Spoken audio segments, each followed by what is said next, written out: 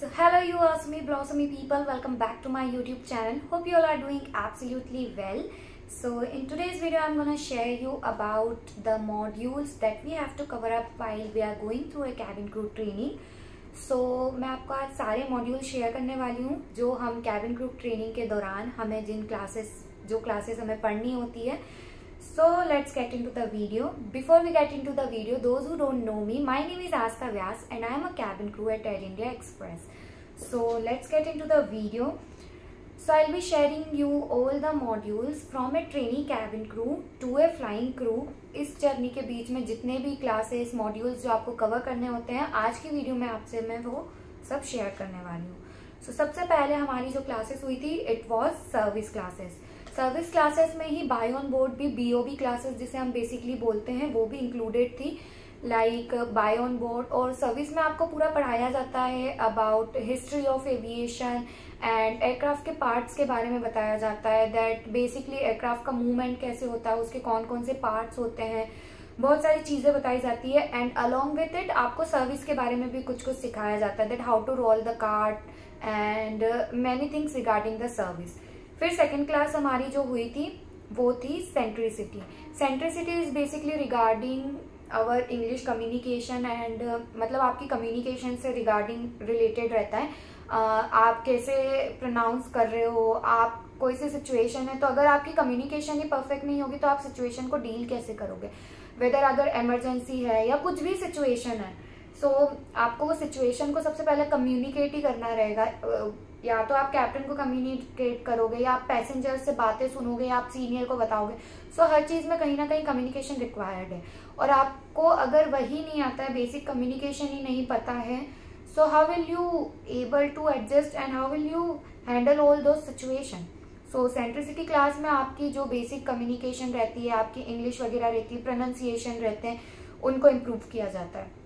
Then the next one is first aid. जैसा कि मैंने आपको बता रखा है कि कैबिन क्रू सिर्फ और सिर्फ सर्विस के लिए वहां पर नहीं रहती है. We are a doctor on board. हम लोग we are not a certified doctor but we are a doctor on board. हमें इतना तो सिखाया जाता है कि इन केस कुछ इमरजेंसी आ जाती है सो हम उन particular guest particular crew member को भी कुछ हो सकता है सो हम उनसे कैसे डील करके उनको बचा सकते हैं. क्योंकि कहीं ना कहीं हमें अगर हम जमीन पे रहते हैं तो हम डॉक्टर के पास अप्रोच कर लेते हैं बट हवा में वहां पे कुछ भी नहीं होता है. तो एटलीस्ट हमें इतना तो आना चाहिए कि हम प्रिकॉशंस ले सकें, उस चीज पर्टिकुलर चीज से डील कर पाए. सो छोटी मोटी चीजें हो सकती हैं. सो उसके लिए हमें फर्स्ट एड क्लासेस दी जाती है जिसमें डिलीवर भी करना सिखाते हैं. बेबी को आप कैसे डिलीवर कर सकते हो ऑन बोर्ड कभी इमरजेंसी आ जाती है तो. एंड ऑल्सो आपको CPR की मेथड्स भी बताई जाती है. इन केस अगर किसी को अटैक वगैरह आता है तो आप उन पैसेंजर्स को कैसे डील करते हो, आप हाइपोक्सिया सिचुएशन को कैसे डील करोगे, लाइक लैक ऑफ ऑक्सीजन. इन सब छोटी छोटी जो चीजें आती हैं मेडिकल टर्म्स में आप उनसे कैसे डील करोगे. और मेडिकली अगर कुछ प्रॉब्लम आती है तो आपको कौन सी टैबलेट्स कब आपको देनी है, इसलिए आपको थोड़ी फर्स्ट एड की क्लासेस भी सिखाई जाती है. सेकेंडली देन आती है हमारी next class that is CRM. CRM stands for crew resource management. Crew resource management में क्या होता है कि जो आप आपस में क्रू हो और आपके पास जो भी अवेलेबल रिसोर्सेस है तो आप उनसे कैसे डील करोगे. लाइक कॉकपिट क्रू अलग होते हैं जो कैप्टन और फर्स्ट ऑफिसर एयरक्राफ्ट उड़ाते हैं एंड जो कैबिन क्रूज अंदर वर्क करती हैं वो अलग क्रू होती हैं. Wait a minute. So CRM में बेसिकली आपको वही बताया जाता है दैट क्रू कोऑर्डिनेशन से रिगार्डिंग मतलब आप कॉकपिट क्रू और कैबिन क्रूज के बीच में जो भी कोऑर्डिनेशंस होता है. क्योंकि कितनी बार ऐसा होता है कि अगर आपकी टीम में ही टीम वर्क ना हो तो आप किसी भी गोल को अचीव नहीं कर पाते. And we are working as a team at 35 to 40,000 feet above in the sky. So आपको पूरा बताया जाता है that how to coordinate with your fellow crew members, how to coordinate with your cockpit crew and all the resources available at the aircraft. So आपको उस चीजों से deal करने के लिए बताया जाता है उसमें. The next one is AVSEC. AVSEC. So AVSEC means आपको इसमें बताया जाता है which is related to the security. Okay, so security से रिलेटेड आपको चीजें बताई जाती है लाइक हाईजैक के टाइम पे आपको कैसे डील करना है, अगर कुछ बॉम्ब थ्रेट आता है तो आपको उस समय कैसे डील करना है, एंड इन केस आप, क्योंकि जब जैसे ही डोर सारे क्लोज हो जाते हैं तो उसके बाद क्रू ही रिस्पॉन्सिबल रहता है, crew and cockpit crew he responsible रहता है। अगर कुछ भी इस टाइप की चीजें अगर हो रही होती है तो उसके लिए आप ही रिस्पॉन्सिबल हो कि आपको उनसे कैसे डील करना है। सो इन केस अगर आपको कहीं बॉम्ब मिलता है या आपको हाईजैकिंग का कुछ दिखता है या आपको ऐसे कुछ थ्रेटनिंग वाला कुछ ऐसा सीन बनता है अगर आपके साथ, तो आप उस चीजों से कैसे डील करोगे, ठीक है। अगर आपको बॉम्ब मिलता है तो उस सिचुएशन में आप ऐसे नहीं बैठ सकते हो कि पैसेंजर्स की भी जान चली जाए और आपकी भी जान चली जाए। तो हमें कुछ उन चीजों पे डील करना सिखाया जाता है एफसेक में, दैट अगर इनकेस ऐसा कुछ होता भी है तो हम मैक्सिमम ऐसे एफर्ट्स लगाएं ताकि जिससे ज्यादा से ज्यादा लोगों की जान बच सके, ठीक है। The next one is grooming. Grooming is the most important part of aviation industry. आप कोई सी भी जगह चल जाओ, ग्रूमिंग सबसे बेसिक मोस्ट इंपॉर्टेंट पार्ट है, क्योंकि उसी से आप रिजेंबल करते हो, because we are face of our company. And आप खुद ही सोचिए कि अगर हम कहीं जा रहे हैं, फॉर एग्जांपल अगर हम इंटरव्यू के लिए ही जाते हैं, तो हम पूरा वेल ग्रूम होके जाते हैं, वहीं से हमारी first impression is the best impression बोला जाता है, वहीं से हमें कोई जज करता है। सो फॉर एग्जाम्पल अगर क्रू है और वही सोचो अगर ऐसे ही उठ के चली जाए, थोड़े से मैसी से बाल हो रहे हो, ऐसे चल जाए बिना कुछ ग्रूम की अपनी पर्सनालिटी को, तो आपको अच्छा लगेगा कि आप सोचोगे कि नहीं यार, मतलब हमने तो इतना कुछ सोचा था, इतना सब कुछ प्रॉपर रहता है और ग्रूमिंग ही प्रॉपर नहीं है। सो मतलब हर जगह पे अगर फॉर एग्जांपल टीचर की जॉब ले लो, अगर एज अ टीचर आपके टीचर अगर शॉर्ट्स में उठ के आ रहे हैं, नाइट ड्रेस में उठ के आ रहे हैं और आपको ऐसे ही पढ़ा रहे हैं, मैसी से बाल हो रहे हैं, तो आपको अच्छा लगेगा? तो नहीं ना। इसीलिए हम कुछ चीज के लिए, कुछ पर्टिकुलर जॉब प्रोफाइल के लिए जाते हैं तो हम प्रॉपर अपने आप को ग्रूम करके जाते हैं ताकि हम एक पर्सनालिटी रिजेंबल कर सकें। सो ग्रूमिंग में आपको सिखाया जाता है how to carry your personality, and पूरा आपको सिखाया जाता है दैट ग्रूमिंग में सिर्फ तैयार होना नहीं होता है। Grooming means about your body language, how to sit, how to stand, how to carry yourself, how to carry your positive attitude along with you.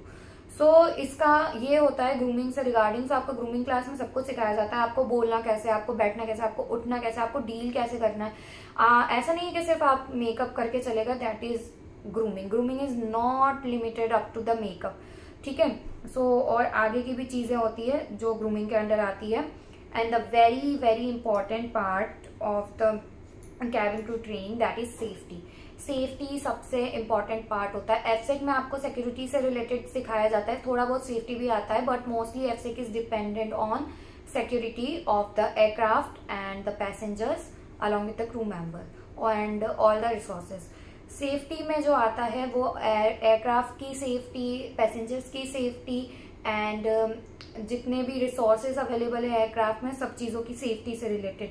So main जो ट्रेनिंग होती है वो आपको सेफ्टी के रिलेटेड ही होती है। आपने कितनी बार सुना होगा कि क्रू कितनी बार दिखाते हैं, आपने वीडियोस वगैरह में देखा होगा इंस्टाग्राम पे कि येलो जैकेट पहन के वो लोग वाटर में तैरते करते हैं। सो एयरक्राफ्ट में कभी भी कोई सी भी सिचुएशन आ जाती है जिसमें सपोज हमें पानी के अंदर लैंडिंग करना पड़े, उस सिचुएशन को हम कहते हैं डिचिंग। सो कोई सी भी सिचुएशन आ सकती है। अगर आप बस में भी ट्रेवल कर रहे हो तो आपका वहां पे भी इमरजेंसी हो सकती है, एक्सीडेंट कहीं पे भी हो सकते हैं। सो safety is totally based on this. तो आपको वो सिखाते हैं कि कोई सी भी सिचुएशन में आपको कैसे डील करना है। अगर आप डेंस फॉरेस्ट में जाके भी फंस जाते हो, आपका प्लान क्रैश हो जाता है या आपको वाटर में डिचिंग करना पड़े, डिचिंग की सिचुएशन आ जाए, तो हमें सब तरीके से इवैक्यूएट मतलब लोगों को बचाने का तरीका बताया जाता है। जो 90 सेकेंड रूल है, डिचिंग सिचुएशन में बचाना बताते हैं, फायर की सिचुएशन में आपको कैसे डील करना है वो बताते हैं। कोई से भी अगर, क्योंकि एयरक्राफ्ट एक इलेक्ट्रॉनिक मशीन है, उसमें अगर कुछ भी इलेक्ट्रिक फॉल्ट होता है या कहीं से भी कोई सी भी चीजों में फॉल्ट आता है, सो आपको उन चीजों से कैसे डील करना है विदाउट गेटिंग पैनिक। तो वो हमें वह सब चीजें सिखाई जाती है, क्योंकि it is an electronic system और हर चीज वायरिंग वगैरह कुछ भी होता है तो हमें उस चीजों से रिलेटेड आपको बताया जाता है कि आपको उन चीजों से कैसे डील करना है, how you have to evacuate the passengers along with the crew. और जितना हो सके आपको अपने एयरक्राफ्ट को भी सेव करना है। ऐसा नहीं है कि हम बच गए तो एयरक्राफ्ट को कुछ भी हो जाए। So safety is all about the evacuation procedure, emergency landing and आपको कैसे क्या उसमें डील करना है, it's related to this. The next one is self defence. So आप लोग जानते हो आज के वर्ल्ड में गर्ल्स अगर इंडिपेंडेंट बन रही हैं तो उनके लिए सेल्फ डिफेंस भी बहुत जरूरी है, not only for the girls but also for the boys at the same time. So self defence हमें इसलिए सिखाया जाता है दैट हम कोई से भी सिचुएशन में हो, हमें अकेले बाहर रहना पड़ता है और अलग अलग डिफरेंट सिटीज कंट्रीज में हम ट्रैवल करते हैं। सो इन केस अगर हमारे सामने कोई सी ऐसी सिचुएशन आ जाती है और जहाँ पे हमें अपने आप को खुद को बचाना हो, फॉर एग्जाम्पल हम कहीं पे भी फंस जाते हैं जहाँ हमें खुद को बचाना हो, सो हम ऐसे तो नहीं बोल सकते ना प्लीज हमें छोड़ दीजिए, प्लीज आपका भला होगा आप मुझे छोड़ दो, नहीं ना, ऐसे कोई छोड़ने वाला नहीं है ना। सो हमें पर्टिकुलर अपने आप को किसी और को बचा पाए या ना बचा पाए, बट अपने आप को तो हम सेव करने के लिए हमें कुछ सेल्फ डिफेंस की ट्रिक्स एंड टिप्स बताई जाती है। और कितनी बार हम सुनते हैं कि पैसेंजर्स वगैरह क्रू से बदतमीजी करते हैं। वर्बल चीज एक अलग हो जाती है, बट जब चीजें फिजिकल चीज पे आने लग जाती है, फॉर इन केस नहीं सिर्फ क्रू के लिए नहीं, बट आप कोई सी भी फील्ड में हो, भले आप टीचर हो, भले आप डॉक्टर हो, भले आप इंजीनियर हो, कहीं पे भी हो, एज ए गर्ल कहीं ना कहीं कुछ ना कुछ आपके साथ ऐसा हो सकता है कि कोई आपको फिजिकली टच कर रहा है या आपको पकड़ लिया है या कुछ भी हो सकता है। सो उस कंडीशन में आप अपने आप को कैसे सेव करोगे। और बेसिकली ऐसा नहीं होता है कि वुमेन के पास पावर कम होती है, बस हमें सही तरीके जानने होते हैं। अगर किसी ने हमारा हाथ पकड़ा है तो हमें उस पर्टिकुलर प्रॉपर तरीके जानने होते हैं कि हम उसकी ग्रिप कैसे छुटवाएं। अगर वो सारी चीजें हमें सिखाई जाती है सेल्फ डिफेंस में। सो इसकी क्लास भी बहुत जरूरी है एंड सीरियसली मुझे सबसे अच्छी चीज ट्रेनिंग की यही लगी है दैट हमें सेल्फ डिफेंस की क्लासेस भी दी गई है। सो मुझे सबसे प्यारी चीज वही लगी है। And the next one is DGR। So DGR का बेसिकली फुल फॉर्म ये होता है डेंजरस गुड्स एंड रेगुलेशन। सो इसमें आपको बताया जाता है कि आपको कौन कौन से डेंजरस गुड्स होते हैं जो एयरक्राफ्ट में आपको चेक इन बैगेज या कार्गो बैगेज में आपको लेकर के नहीं जाना होता है।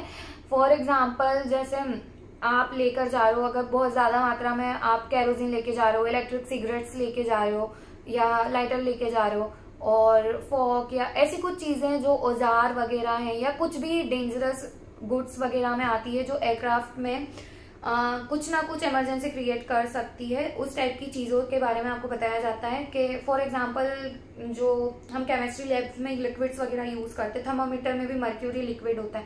सो वो लिक्विड कहीं ना कहीं इतनी ऊपर जाके 30 to 45,000 फीट पे जाके कुछ टेम्परेचर से एटमॉस्फेयर या टेम्परेचर से रिएक्ट करके कुछ ना कुछ कर सकता है, जिससे एयरक्राफ्ट को खतरा है, पैसेंजर्स को खतरा है।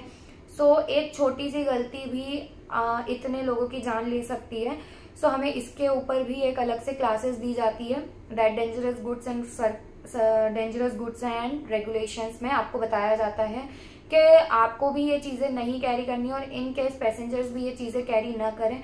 क्योंकि फॉर एग्जाम्पल आप ऐसी चीजें कैरी करके जाते हो, देन एयरपोर्ट स्टाफ को भी प्रॉब्लम आती है और चेकिंग के टाइम पे आपकी वो चीजें बाहर निकाल दी जाती है। फॉर एग्जाम्पल पावर बैंक्स और ये अलाउड नहीं होते क्योंकि इनकी बैटरीज कभी भी ब्लास्ट हो सकती है और फिर उससे जो फायर होती है, सोचो अगर आप फायर लग जाती है एयरक्राफ्ट में, छोटी सी फायर है, वो कब जाके इतनी बड़ी हो जाए और इतनी हवा में हम उस चीज को कंट्रोल कर पाए या ना कर पाए, एक छोटी सी गलती के कारण सब लोगों की जान जा सकती है। इसीलिए डेंजरस गुड्स एंड रेगुलेशंस हमें बताया जाता है क्योंकि आपको क्या गुड्स एंड सर्विसेज कैरी करना है अपने साथ में और क्या नहीं करना है। ये सब कंप्लीट करने के बाद सारी क्लासेस में एक्चुअली ऐसा होता है, ये इतने आपको 9 मॉड्यूल्स थे। सो ये 9 क्लासेस आपको कंप्लीट करनी ही होती है एंड हर क्लासेस के बाद आपका एक वाइवा होता है और आपकी एक एग्जाम्स होती है। जो एग्जाम होती है वो 100 मार्क्स की होती है एंड उसमें से आपको max to max 80 to 85 marks आपको स्कोर करने ही होते हैं।